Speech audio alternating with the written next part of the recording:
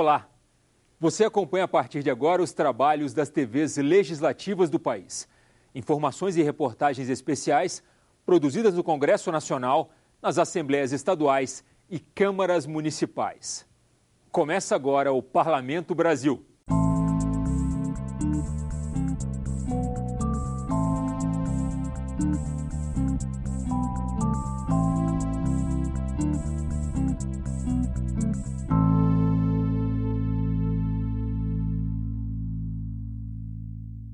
Você vai ver neste programa, a Assembleia do Rio de Janeiro abre as portas para o empreendedorismo social. E a TV Assembleia de Minas Gerais avalia as novas regras para as campanhas eleitorais. Direto do Congresso, Câmara debate o pagamento de direitos autorais. Senado apresenta o relatório da política de saneamento básico. E a Comissão de Cultura da Câmara discute a intolerância religiosa. No quadro Vitrine, você fica por dentro da criação de um centro de referência para imigrantes em Santa Catarina. E na Janela Cultural vamos conhecer a disciplina na Universidade de Mato Grosso, totalmente dedicada à arquitetura indígena.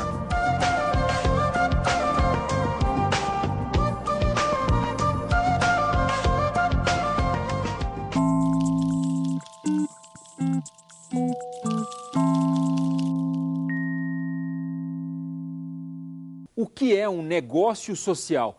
O que pode ser feito para fortalecer o empreendedorismo em iniciativas que beneficiam as comunidades?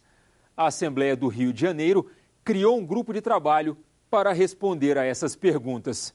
Definir o conceito de empreendedorismo e negócios sociais foi uma das questões levantadas pelo grupo de trabalho da Câmara Setorial de Gestão e Políticas Públicas da Alerj. Um dos objetivos do grupo é formatar e desenvolver propostas no campo social, com o intuito de desenvolver ainda mais o setor. Mas o que é negócio social? Na verdade, o negócio ele é uma empresa, né, que tem fins de lucro, e o social ele vai ter uma visão, um objetivo de impacto social. O empreendedorismo social é qualquer tipo de empreendedorismo que inclui organizações de terceiro setor, e aí seria uma principal diferença. O diálogo aqui no fórum da Alerj é para todos.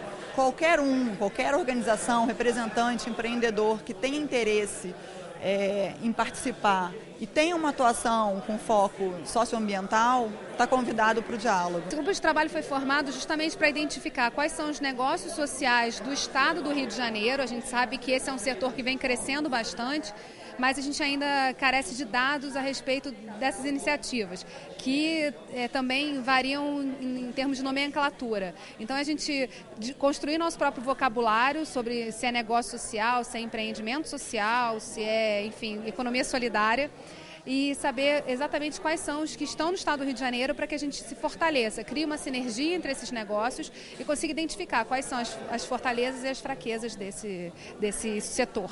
Dados de pesquisa realizada em 2015 com 1.200 empreendedores da Artemisia, organização pioneira em negócios de impacto social no Brasil, revelam que no ano passado foram investidos no país 13 bilhões de reais no setor. A previsão é que até 2020 esse montante possa chegar a 20 bilhões de reais. O que a gente tem visto é um surgimento de iniciativas que demandam muito do empreendedor, depende muito da vontade, da iniciativa do empreendedor levar o negócio, o empreendimento adiante. E a gente tem visto que não existe necessariamente orientações específicas, a gente conhece, existem online, existem iniciativas, inclusive, enfim, linhas de crédito do BNDES, mas talvez essas informações elas não estejam reunidas. Então, por exemplo, o que se falou aqui, existe recurso financeiro disponível para negócios sociais, mas talvez quem está querendo iniciar um negócio social não está ciente. Então, eu acho que o diálogo aqui é o mais importante. Vamos criar um repositório de dados e pesquisas a respeito de negócios sociais, um formulário que vai ser enviado para que quem conhece alguém que saiba que tenha um empreendimento social possa se identificar nesse formulário.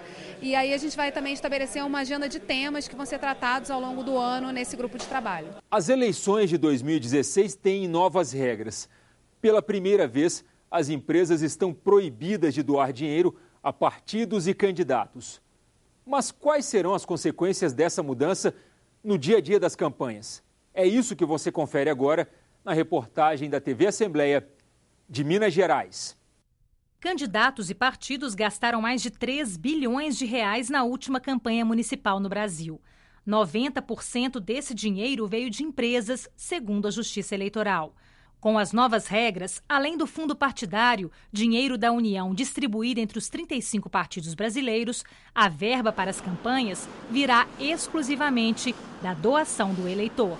Pessoas físicas podem doar até 10% do último rendimento declarado e até R$80 mil em bens materiais e imóveis, de acordo com o preço de mercado. As doações não poderão ser feitas diretamente aos candidatos. Os partidos devem distribuir o dinheiro entre as diversas candidaturas da legenda. O financiamento empresarial de campanha foi considerado inconstitucional pelo Supremo Tribunal Federal. Segundo a Justiça, a empresa não é um cidadão, um agente de cidadania, e por isso não pode apoiar partidos ou candidatos. A interpretação embasou a reforma eleitoral aprovada em 2015 e a participação financeira de pessoa jurídica foi proibida. Outra alteração é que as campanhas também foram reduzidas de 90 para 45 dias, o que deve baratear os custos em até 70%. O tempo menor de propaganda e a proibição de doação empresarial devem tornar as campanhas mais baratas e, consequentemente, as contas vão ficar mais fáceis de serem analisadas. É o que espera o responsável pelo setor que analisa essas contas no TRE. Segundo ele, os mecanismos de fiscalização também devem ser reforçados. São nomeados fiscais ad hoc pelas zonas eleitorais que vão estar em todas as cidades para estarem fiscalizando os gastos que os candidatos estão fazendo naqueles municípios. E aquilo ia levado depois para um sistema da própria Justiça Eleitoral de Minas, que então cruza com a prestação de contas do candidato para a gente verificar se o que ele gastou realmente está sendo o que ele está declarando. Partidos e candidatos terão agora que correr atrás dos eleitores. Há um temor entre os especialistas de que os CPFs sejam usados como laranjas no esquema de Caixa 2. O eleitor seria forçado a ceder o número do documento para encobrir doações ilícitas. A OAB no estado criou um comitê para combater essa situação. A ideia é orientar o eleitor a denunciar à Justiça Eleitoral tentativas de fraudes e que ele também seja um fiscal nestas eleições. Apesar do site do Tribunal Regional Eleitoral ter mecanismos de denúncia, muitas vezes essas denúncias chegam no promotor sem qualquer lastro de prova. Ou seja, simplesmente aquela denúncia, aquele processo acaba sendo arquivado. O objetivo da OAB é orientar o eleitor e instruir esse processo com elementos que propiciam ao Ministério Público tomar as medidas punitivas ou mesmo acautelatórias. Uma campanha com mais independência é o que espera este estudante. Há mais de 3 anos ele contribui mensalmente para um partido. Ian conta que com os R$20 que repassa a legenda, se sente mais participante do processo. Ele acredita que a mudança no perfil de financiamento pode ajudar na formação política do eleitor brasileiro. Médio e longo prazo, os partidos vão estar querendo buscar formas de conseguir mais financiamento de campanha vindo por parte dos eleitores, não mais de empresas. Então eles vão estar querendo trazer a sociedade mais para perto. E acho que isso dá um ganho político, um ganho de formação política para os eleitores, para os brasileiros, assim, muito grande. A seguir, a discussão da Lei de Direitos Autorais na Câmara, o relatório da Política de Saneamento Básico apresentado no Senado e um debate na Comissão de Cultura da Câmara sobre intolerância religiosa. Não saia daí. A gente volta em 1 minuto.